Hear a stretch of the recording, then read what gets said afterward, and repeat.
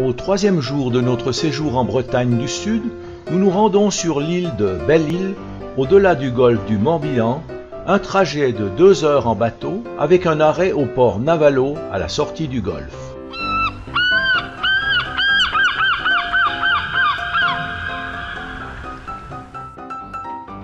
Le golfe du Morbihan est une sorte de mer intérieure, de 20 km d'est en ouest et de 15 km du nord au sud, sur environ 100 km². Il s'ouvre sur la baie de Quiberon. Il est très prisé des touristes pour la beauté et la variété de ses paysages qui, grâce au marnage et au jeu de lumière, présentent des aspects très divers tout au long de la journée. Ainsi cet aspect du panorama local en basse mer. Géologiquement, c'est au Quaternaire que s'est formé ce golfe. Après l'abaissement des océans de 100 mètres environ, les cours d'eau qui ont rejoint la mer ont creusé des sillons plus ou moins profonds, laissant apparaître des îles, une quarantaine environ, plus ou moins visibles selon les marées, rendant la navigation difficile et hasardeuse à cause des écueils pour qui ne connaît pas les lieux.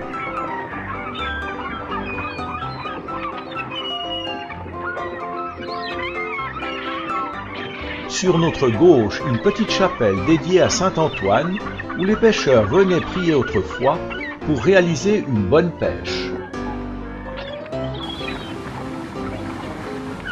Ce golfe étant relativement protégé du vent et du gros temps, tous les sports nautiques y sont pratiqués: voile, canot moteur, paddle, surf, natation.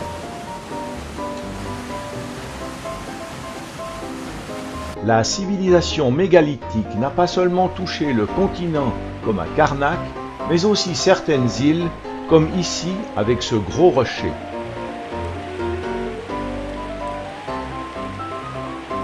Sous nos yeux, la pointe de Kerpenir, près de Locmariaker.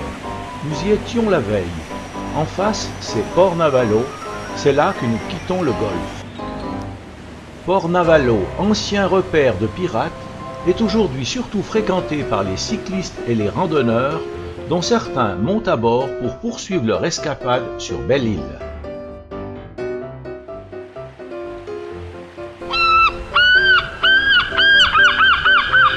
Dorénavant, nous voguons en pleine mer à grande vitesse. Il faut compter encore une petite heure pour atteindre notre destination.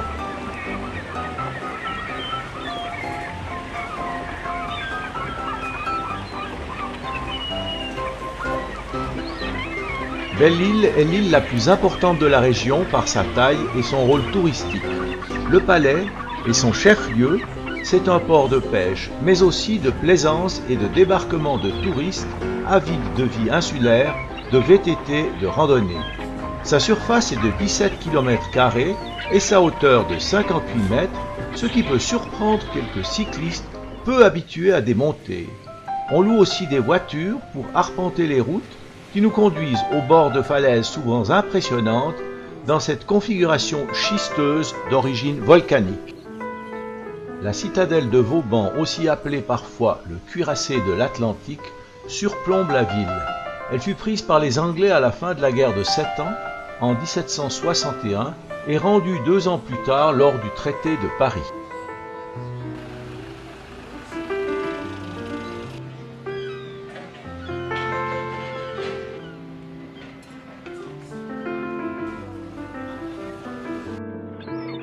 Pas de souci avec le poisson ou les fruits de mer.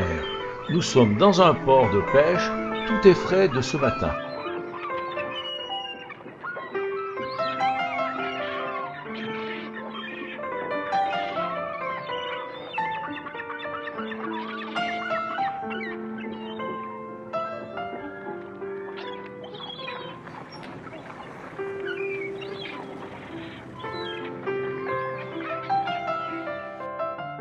Cet arrière-port s'appelle la Saline. Autrefois, on a essayé d'en extraire le sel, mais il y avait trop d'eau douce venant de l'arrière-pays.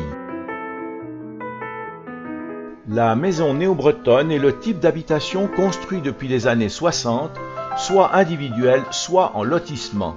Ses caractéristiques sont toit en ardoise à 2 pans et forte pente, souvent sans avant-toit pour ne pas donner prise au vent.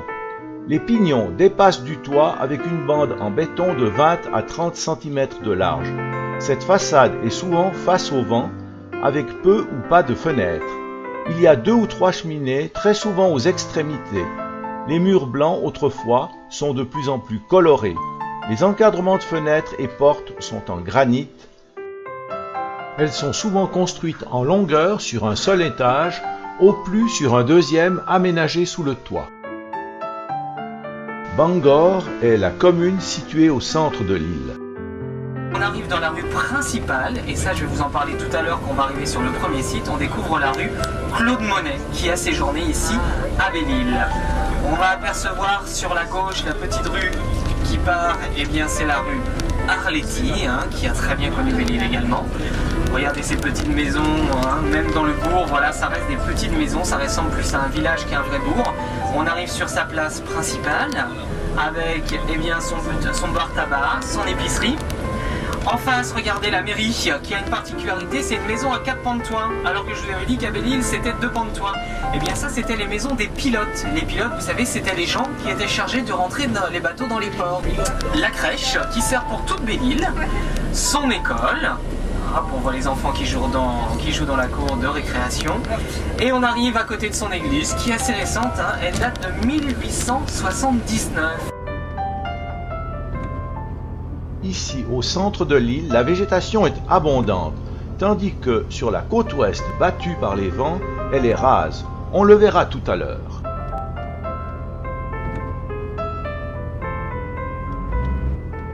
Le phare de Goulfar, construit en granit, mesure 52 mètres de haut. Mais étant situé 40 mètres au-dessus du niveau de la mer, sa lentille culmine à 92 mètres.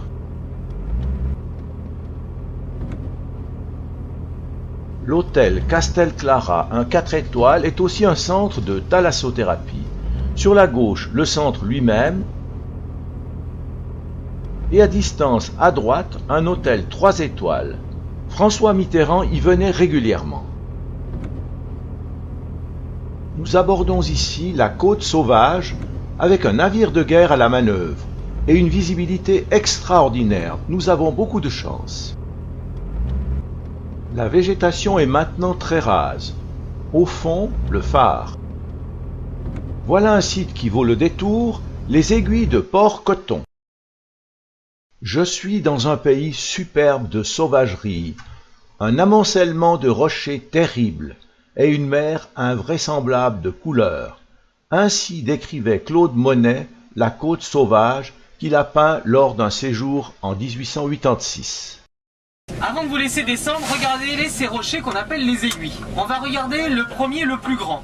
On va regarder le côté droit du rocher et on va essayer d'imaginer le profil d'un homme. Vous partez du haut, vous avez le front, le sourcil, le creux de l'œil, le nez crochu, la bouche, le menton et on peut même imaginer une longue chevelure blanche derrière lui.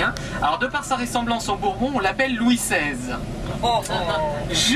Mais il y en avait un qui était jaloux, c'était notre président et regardez-le, il a retaillé le nez pour que ça ressemble un peu plus à François Mitterrand. Juste devant lui, on a le chien hurlant. Est-ce que vous voyez le museau dressé en l'air en train de regarder son maître et d'hurler à la mort? Tout au fond là-bas, un grand monument du nord de la Bretagne. Le Mont Saint-Michel, exactement. Juste à sa droite, on a le sphinx, on voit la tête et le cou, avec les deux pattes qui sont devant, qui regardent vers la côte. Et enfin, pour finir, c'est celui qui est un petit peu moins, qui est moins facile à voir, il faut avoir de l'imagination. On voit la poule qui est en train de pondre un œuf. On voit la queue qui est dressée en l'air et en train de faire un œuf. Voilà.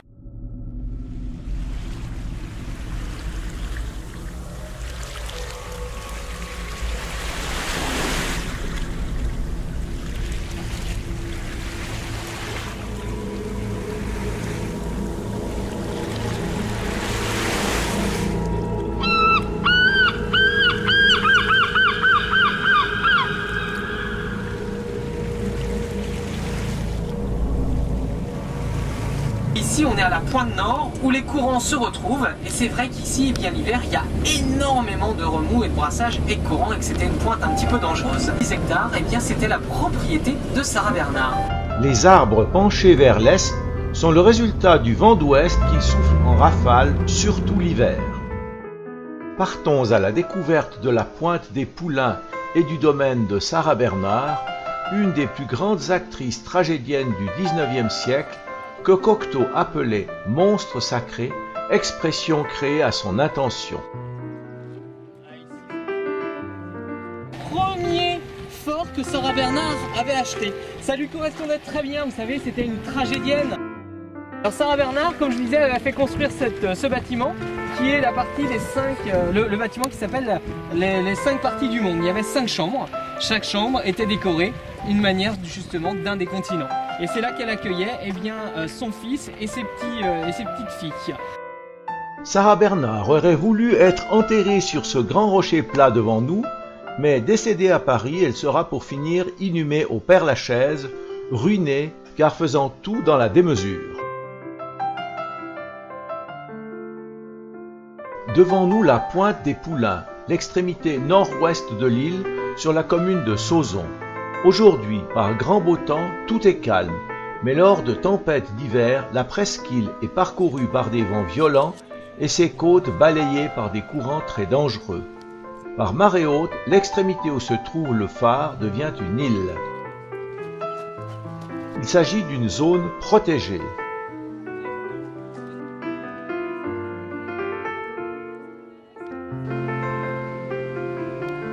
L'apothicaillerie est un autre lieu sous protection du Conservatoire du Littoral qui a racheté puis démoli l'hôtel qui s'y trouvait et interdit l'accès à la grotte. La nature a repris ses droits. Ce nom d'apothicaillerie vient du fait que les cormorans qui hantaient ces lieux construisaient leurs nids dans les anfractuosités de la grotte comme des bocaux dans la vitrine d'un apothicaire. La présence de cet avion qui vole à basse altitude doit nous rappeler que cette zone était pendant la Deuxième Guerre mondiale un poste d'observation important pour les Allemands qui craignaient un débarquement allié sur le front atlantique. La grotte est aujourd'hui interdite d'accès, d'abord à cause des risques d'accident. On voit sur l'image la série d'escaliers en voie d'érosion, autrefois garnis d'un garde-corps, puis un petit chemin sur lequel les visiteurs devaient se croiser car c'était le seul accès possible.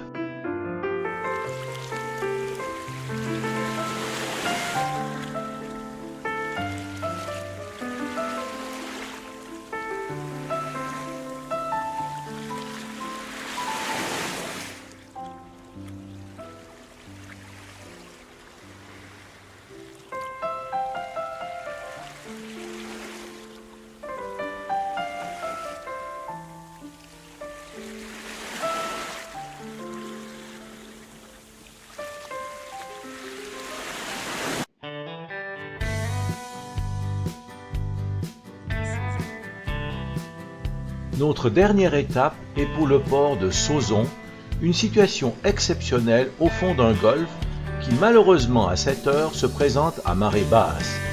Bien protégé des vents dominants, il est déjà prisé des Romains puis des pillards saxons pendant plus de 2 siècles.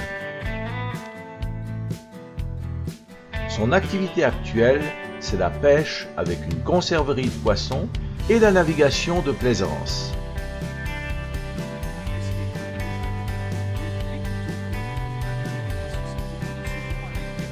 Nous voilà embarqués pour 2 heures de navigation jusqu'à Vannes.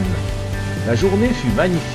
Beaucoup de beaux paysages ont défilé devant nos yeux, mais vous pouvez revenir à Belle-Île car nous n'avons vu que la moitié nord de l'île.